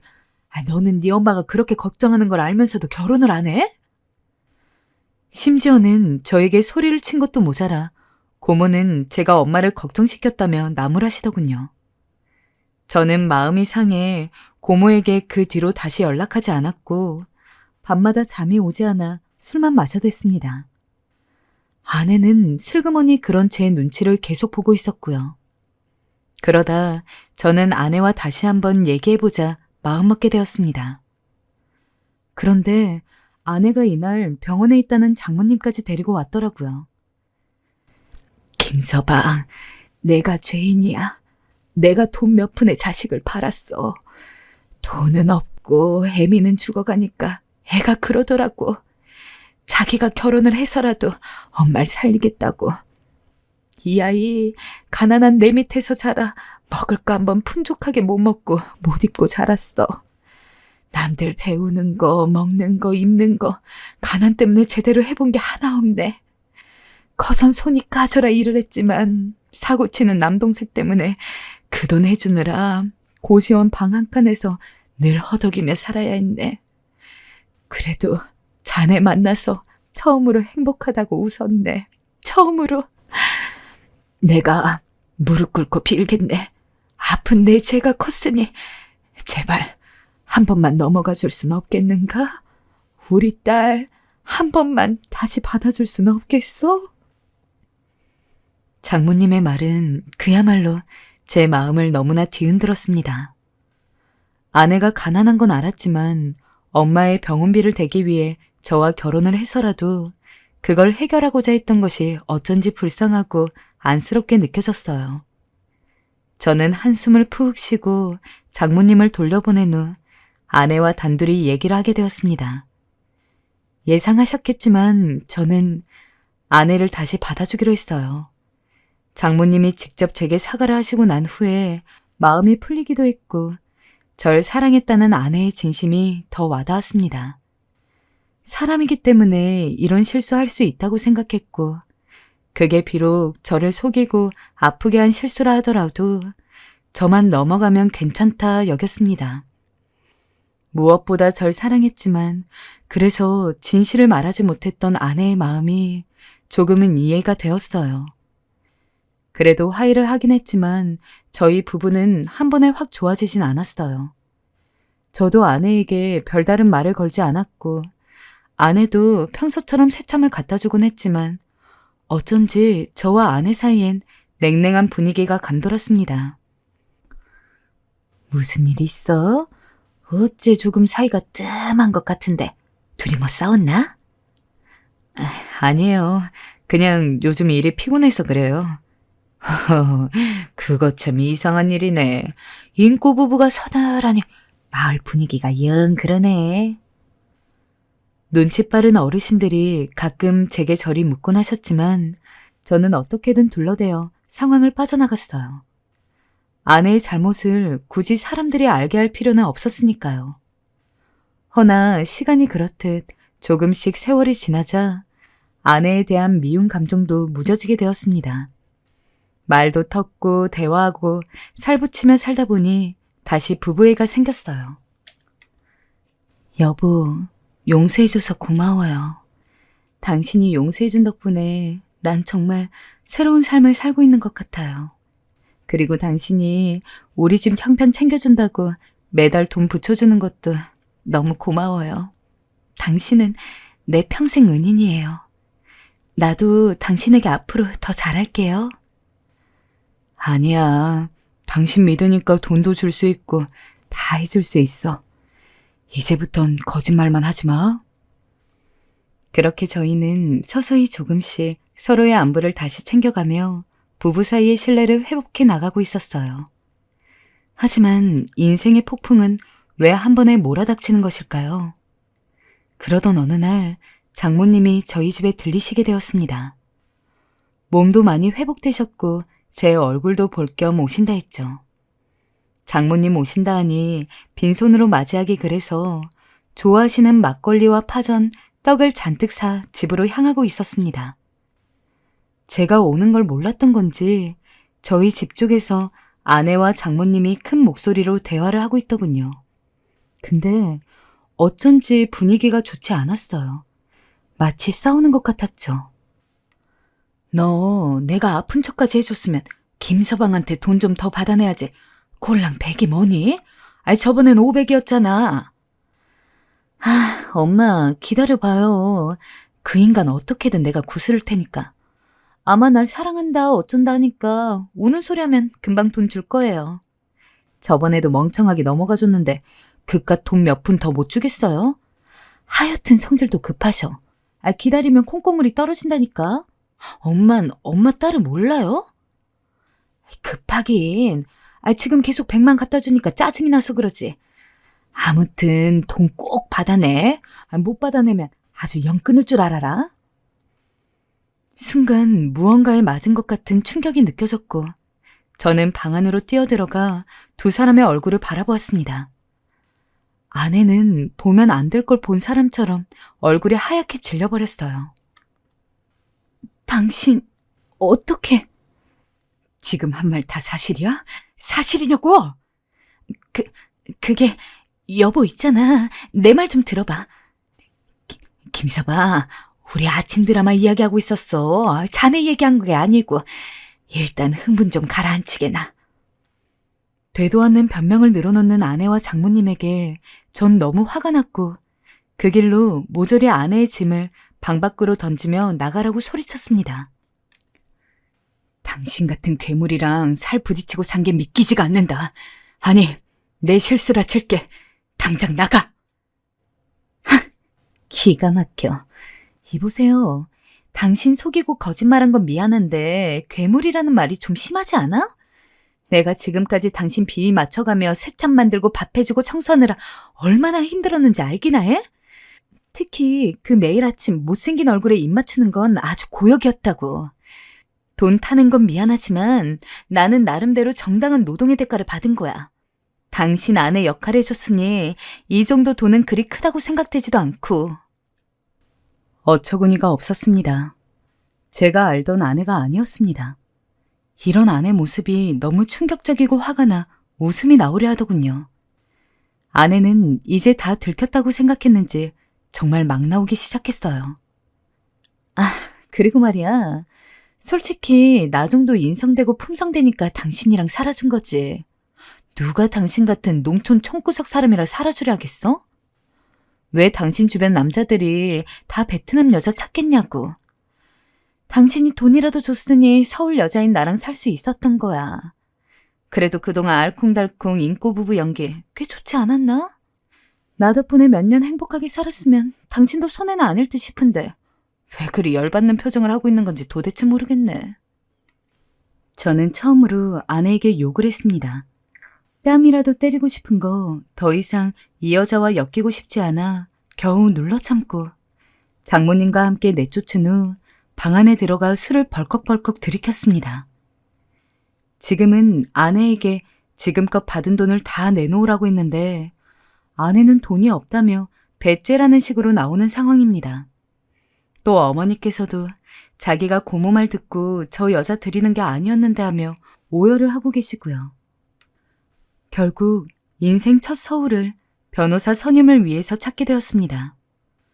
변호사한테 이야기해보니 다툼의 여지가 있다고 해서 증거 제대로 모아서 소송을 하려고 합니다. 이제까지 저희 어머님이 그 여자에게 준 돈, 제가 그 여자에게 준 돈, 그리고 정신적인 피해 보상까지 요구하려 합니다. 긴 싸움이 되겠지만 어떻게든 이겨보겠습니다. 마음으로 저를 많이 응원해 주신다면 고맙겠어요. 지금까지 긴 사연 들어주셔서 감사하고 부디 여러분들에겐 이런 충격적인 일이 일어나지 않길 바랄게요.